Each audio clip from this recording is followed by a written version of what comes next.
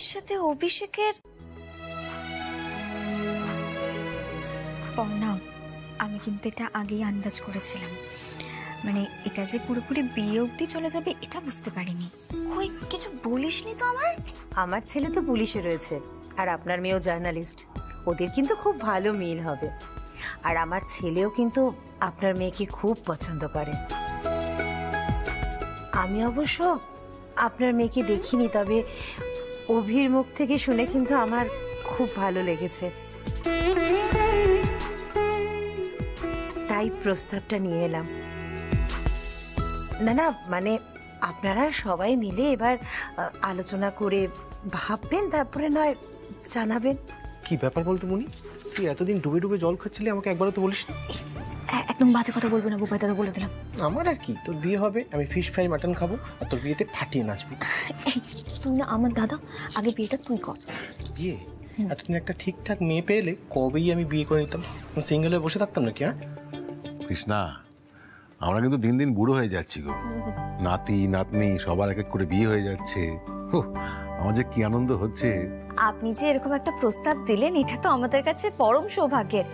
আর সত্যি বলতে অভিষেকের মতন এমন একজন সৎ খাঁটি মানুষ যদি আমাদের মেয়ের জীবন সঙ্গী হয় তাহলে তো আমরা খুবই নিশ্চিন্ত হব।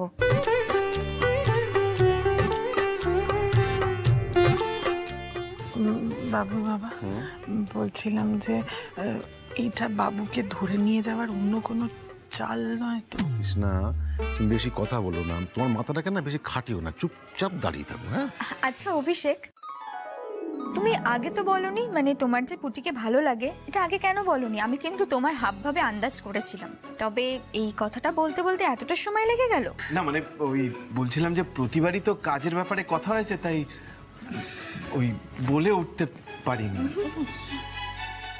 কি আক্কেল রে বাবা, সেজন্য ডিরেক্ট মাকে নিয়ে চলে এলো।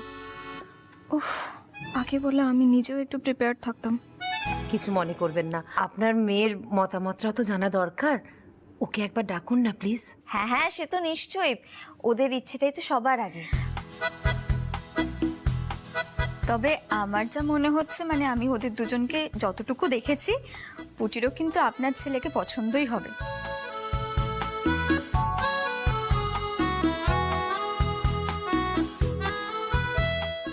পুটিকে ডাক না এবার, ওপরে এতক্ষণ ধরে কি করছে? ডাকছে সবাই।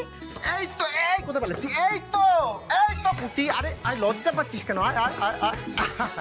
অনেক আগে ও এসে গেছিল, ও ওইখানটা দাঁড়িয়ে দাঁড়িয়ে সবটা শুনছিল।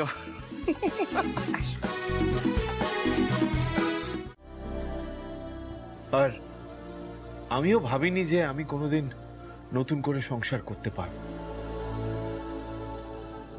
আমি ওর মুখেই আপনার মেয়ে শ্রীপনের কথা শুনেছি, তারপর আমি নিজেই বলেছিলাম যে আমি কথা বলতে আসব।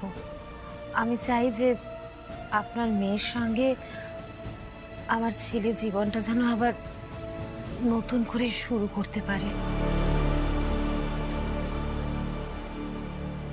আমার আর কিছু তো বলার নেই, তবু আপনারা জানাবেন, আপনারা একটু চিন্তা ভাবনা করে দেখবেন।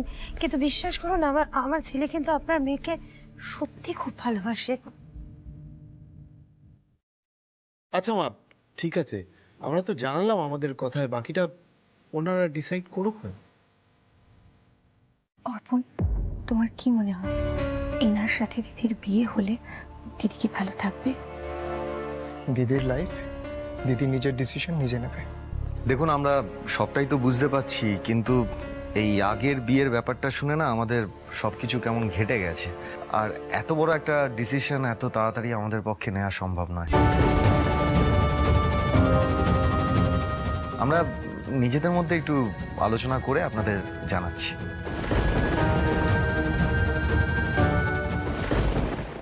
আমাদের এতে তেমন কোনো আপত্তি নেই, আসলে ওদের দুজনের মনের মিলটাই আসল।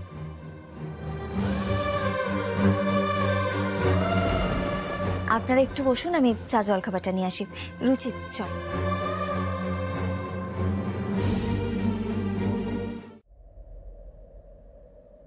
পুটি, সত্যি কথা বলতে তোর মায়ের কিন্তু কোনো আপত্তি নেই, কিন্তু আমি তো ওকে ভালো করে চিনি না, এই কদিন আগেই তো আমার সঙ্গে পরিচয় হয়েছে, তাই আমি সেভাবে কিছু বলতে পারবো না।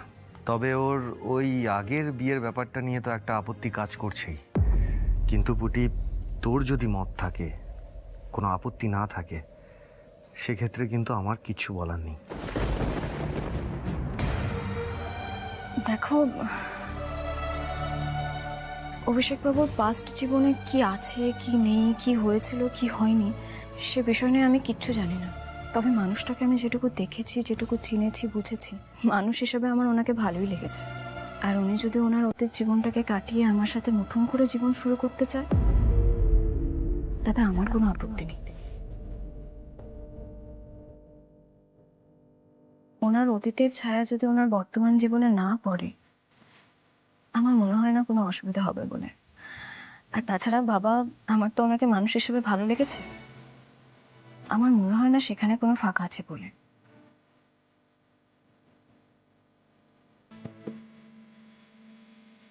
তবুও বলবো, সারা জীবনের ব্যাপার তো, তুই কিন্তু সবটা ভেবে বল, কোনো কোনো তাড়া নেই।